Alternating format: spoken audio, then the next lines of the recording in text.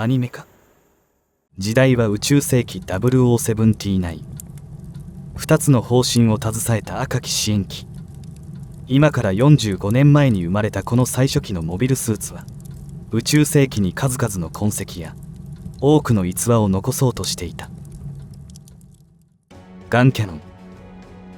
型式番号 RX77-2。テレビアニメ「機動戦士ガンダム」に登場。一年戦争の戦火が空を覆い始めた頃、地球連邦軍はジオン公国軍のモビルスーツに苦戦を強いられていた。既存の兵器では太刀打ちできず、次々と崩れ去る戦線。このままでは地球が陥落するのも時間の問題であった。この状況を何とかするべく連邦は打開策として独自のモビルスーツに加えてその運用兵器の開発計画 V 作戦を始動させる。その一環で支援用の新型機の開発を開始。砲撃能力はガンタンクに劣るものの、機動性能を大幅に引き上げた初の実践的な人型兵器を生み出したという。そうした経緯で生まれた機体が実は主役を奪われたという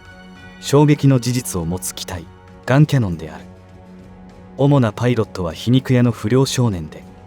戦いに関してもあまり乗り気ではなかったが、ある不幸な出来事がきっかけとなり、ジオン打倒への火を燃やすことになる男カイシデン。本機は地球連邦軍が開発した中距離支援型モビルスーツであり、高い防御力と火力を併せ持つ機体である。装甲材は後にガンダリウム合金と呼ばれることになる超高合金ルナチタニウムを採用しており、ジオン公国軍のモビルスーツの5倍から6倍もの強度を持つ。外見的な特徴としては3倍の速度は無理だったが、全身赤く塗られた機体色に加えてメインカメラはゴーグルタイプになっている。機体スペックは全高 18.1 メートル、本体重量51トン、出力 1380kW で75000馬力と、ジオンの主力機であるザク2を大きく上回る性能であった。推力は総計 51,800kg で、ハイブランドセルと足裏に装備されたスラスターにより短時間の飛行やジャンプが可能となっている。最高速度は地上で時速 78km、 一部資料では時速 100km に達するとされていて、見た目よりも意外に素早いポテンシャルを持っている。ただし近接戦闘用の装備は省略されているため、勢い余って敵陣に突入しようものなら漏れなく強制的に殴り合い空コースである。他にも頭部には砲撃専用に複雑化したセンサーが導入されており、このセンサー性能により発射の反動がある中で正確な射撃ができるというメカニズムになっているようである。さらに本機の独自機能としてコアブロックシステムが挙げられる。このシステムは上半身の A パーツ、下半身の B パーツ、そしてコクピットになるコアファイターで構成された分離合体システムである。いざという時にはコアファイターだけ脱出することができるだけではなく、他の V 作戦の機体と共通規格のパーツで構成されているため、実はさまざまな組み合わせの仕様を作ることが可能なものだったりする。ちなみに開発過程ではガンタンクの次の機体は実は本機ではなく、鹵獲したジオン機のデータを使った RXM1 という初の二足歩行型試作ロボットであった。そこから初期型が作られた後に A 型ガンキャノンと一緒に作られたのが本機なのだが、ガンタンクから実践的な二足歩行の本機までの道は並々ならぬ努力の結晶だったのである。武装に関しては大型キャノン砲を中心とした射撃重視の構成となっており、頭部には近接防御用の 60mm バルカン砲が2門装備されている。続いて両肩に搭載されたメイン武装である 240mm 低反動キャノン砲。この武装は砲身周りに水冷ジャケットを採用したことで、設定上ではザクのマシンガンに匹敵する連射性能まであるらしい。もっとも装弾数は40発であるため、そんな速度で撃ったら即弾き。射撃精度が高ければそこそこ戦えるようである。携行武装としてはボウア社開発のビームライフルを装備。型式番号は XBR M79A または XBR79A で1チャージあたり16発の射撃が可能。このビームライフルは遠距離狙撃に適しており、有効射程距離は 30km、 東京都庁から横浜くらいまでは届く距離である。最長狙撃距離が 2km とか 5km とか言われる某有名スナイパーもびっくりな飛距離だが、宇宙空間であればビームを減衰するものがほとんどないため、そのくらいの距離にはなるという理論であるようだ。続いてオプション武装として12連装ロケット弾ポット、別名スプレーミサイルランチャーが用意されている。これは低反動キャノン砲と入れ替えて両肩部に装備できるというもので、弾幕を張って敵機を近づけにくくするにはちょうどいい武装である。また脚部ラックにはハンドグレネードが収納されていたりと、一年戦争序盤に作られたモビルスーツらしく最低限の武装で揃えられている。一方でテレビアニメの初期項では玩具用に本編とは別の武装がデザインされていた。右腕にキャノンシールド、両足に4連装のポットミサイル、左肩部にヒートジャック、両肩部にキャノンミサイル、左手にガンナパームを装備した武装盛りロマンたっぷりのフル装備プランであったが、残念ながら採用されなかったらしい。そして本機の初登場は機動戦士ガンダムの第1話、宇宙世紀0079のサイド7にてザク2の攻撃により組み立て途中の2機が襲撃され、なすすべもなく撃破されるなど厳しいデビューを飾ることになった。しかし1機が難を逃れてホワイトベースに搬入され、同艦の運命を切り開く1機になるのである。その後第8話で地球に降りた後、カイが乗り込むも早々に弾切れで何もできなくなるなど辛い初陣であった。以降も敵機になかなか攻撃が当てられなかったが、第11話で劉補正が乗り込んでからは少し流れが変わる。さすが数少ない正規の軍人ではあるため、上空からジオンのガウに飛び乗る芸当を見せ致命傷を与えることに成功している。しかしそれどころではないくらいに活躍したのが第16話で本機に乗り込んだアムロ・レイ。メンタル的に不安定すぎる時期ではあったが、次々と敵の攻撃を避け、キャノンでザク2を1機、格闘戦でも1機沈めるといった快挙を見せている。これは少し前にアムロがククルス・ドアンに見せられたモビルスーツ格闘術を露骨に生かしたもので、後のアムロの殴り合い空の原点といえるものであった。しかしそこから本機が海に戻ってからは再び暗黒時代に突入。グフに会うたびに電流ビリビリ地獄をほぼ確実に食らわされ、ドムには攻撃が全く当たらず自己嫌悪。あまりいい戦果が挙げられないまま第27話でイギリスのベルファストに着いた時には艦内でのいざこざもあってカイがホワイトベースを出て行ってしまう。しかし彼は現地でジオンのスパイとして生計を立てていた少女ミハル・ラトキエと出会い、悲しい死別を迎えたことがきっかけでジオンとの戦いに本腰を入れるようになるのである。そこからは南米のジャブローでゴックを撃破したのをきっかけにジオン機を落とす場面が圧倒的に増加。ホワイトベース隊といえばアムロの成長がどうしても目立つものだが、カイもまた目に見えるように成長を遂げていたのである。さすがにニュータイプ専用機であるブラウブロには歯が立たなかったが、ソロモン攻略戦から最終決戦までも見違えるような戦果を上げ続けたのであった。しかし最終決戦であるアバオア空攻略戦ではリックドムを撃破した直後にザク2のバズーカの砲撃により右足を失って横転。同機を落とすことには成功したものの、そこで役目を終えることになったのであった。ちなみに劇場版機動戦士ガンダム3巡り合い空編ではジャブローにてガンタンクと入れ替わりにもう1機が配備され、隼人小林がそのパイロットになっている。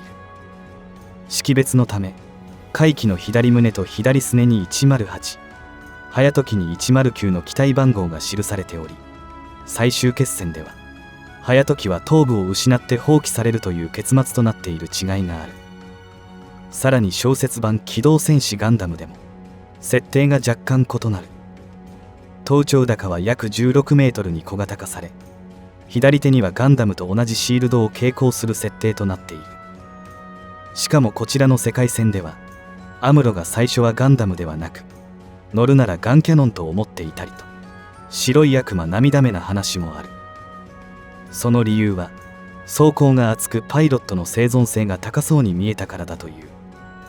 しかもその小説版ではカイとハヤトがニュータイプに覚醒した状態で本機に乗り込み、アバオア空で無数のミサイルを避けながら進軍するなど、アニメとはまた違う活躍を見せている。しかし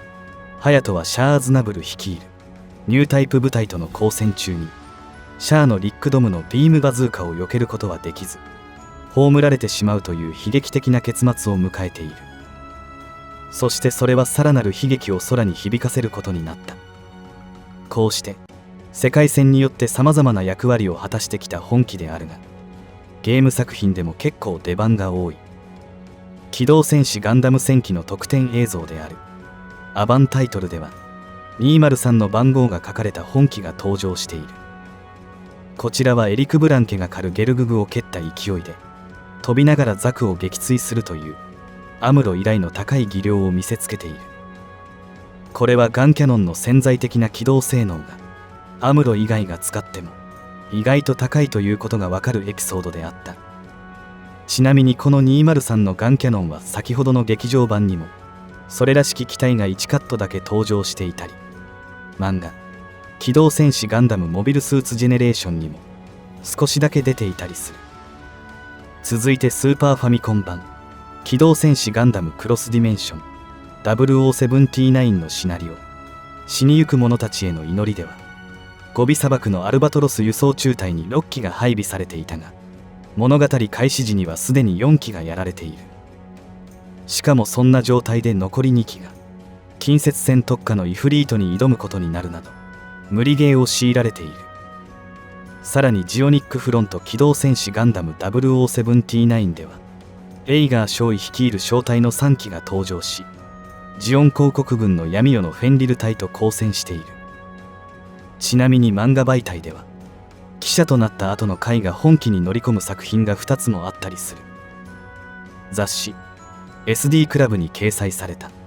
機動戦士ガンダム英雄伝説では宇宙世紀0094に第2次ネオジオン構想で行方不明になったアムロを探す回が登場。ガンダムダブルゼータではおなじみのサイド1にあるコロニーシャングリラにてヤザンゲーブルが狩るギラ動画と交戦している。もう一つは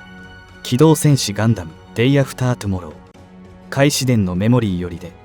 サイド3のズムシティで起きた暴動の際に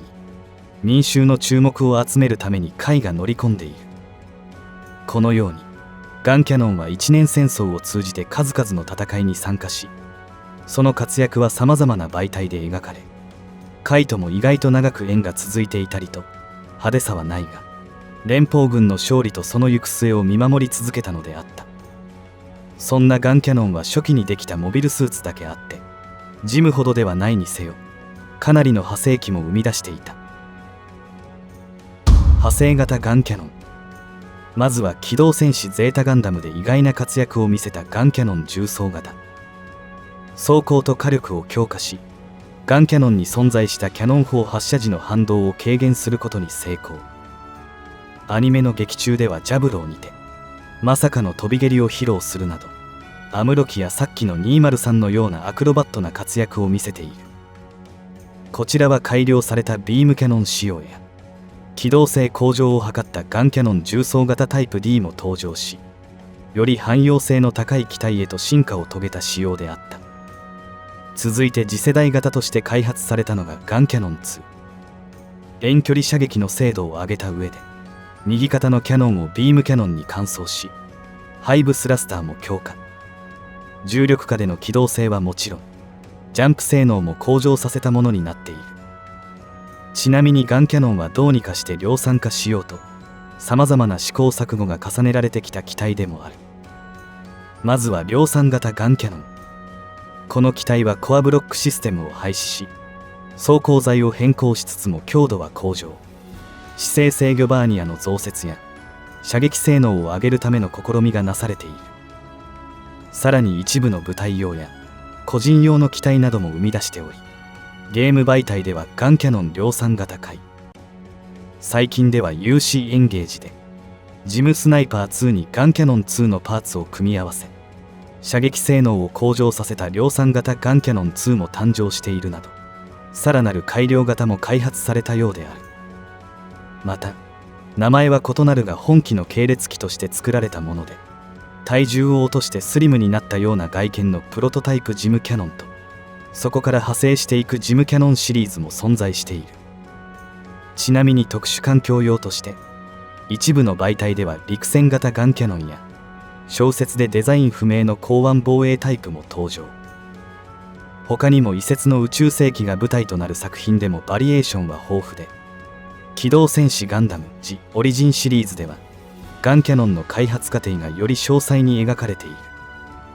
前期型としてまずは最初期型を筆頭に機動試験型、火力試験型が作られている。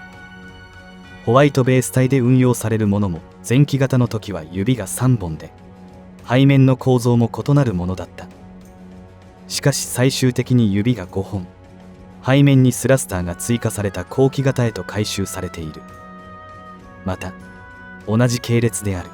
ククルス・ドアンの島版ではさらに洗練されたものが登場している。続いて機動戦士ガンダムサンダーボルト版ではキャノン砲がバックパックに移動するなど大幅な設計変更が行われたものが登場している。こちらでは水中戦仕様のガンキャノンアクアやガンキャノン2の頭だけガンダムにしたブルジーなどが開発され、活躍の場を広げたものになっている。さらにアナザーガンダム系であるが、宇宙世紀から遥か未来を描くガンダム G のレコンギスタではガンキャノンが前世紀のクラシックコレクションとして展示されており、その歴史的価値が示されている。こうして本機は時代とともに進化を続け、さまざまな派生機を生み出し、その姿をはるか先の時代まで残したのであった。ちなみに外見だけのなんちゃってガンキャン、本機のオマージュ機のようなものも存在しており、そちらはメタス系列機のガンキャノンディテクターやジェガン系列機であるキャノンガンといった機体が存在している。余談、本機は設定時にもさまざまな逸話を持っている。まず驚くべきは機動戦士ガンダムの企画段階だったのだが、ガンキャノンが当初主役機になる予定だったのである。しかし悲しきかな、ガンダムという存在が作られてしまったがために本機は見事に主役の座から叩き落とされていたのであった。もっともこの構想が実現していれば、珍しいキャノンタイプの主役か接近戦武器で暴れ回るガンキャノン、あるいは宇宙を破壊するガンキャノンなんてものが生まれていたのかもしれない。しかもガンキャノンの設定上の起源にも面白い話がある。機動戦士ガンダムにはガンボーイという前身となる企画があったことは有名だが、このガンボーイが実際にガンダム世界でも作られていたという説が存在するのである。それによるとガンボーイと呼ばれる謎の機体は露獲したジオンのザクのデータから作られた RX シリーズの元になった機体であるらしく、本機を含めたガンタンクやガンダムはそのデータを元に作られた存在であったらしい。今回の解説はこれで終了になります。ご意見感想などコメントをお待ちしております。最後までご視聴ありがとうございました。では次回の解説でまたお会いしましょう。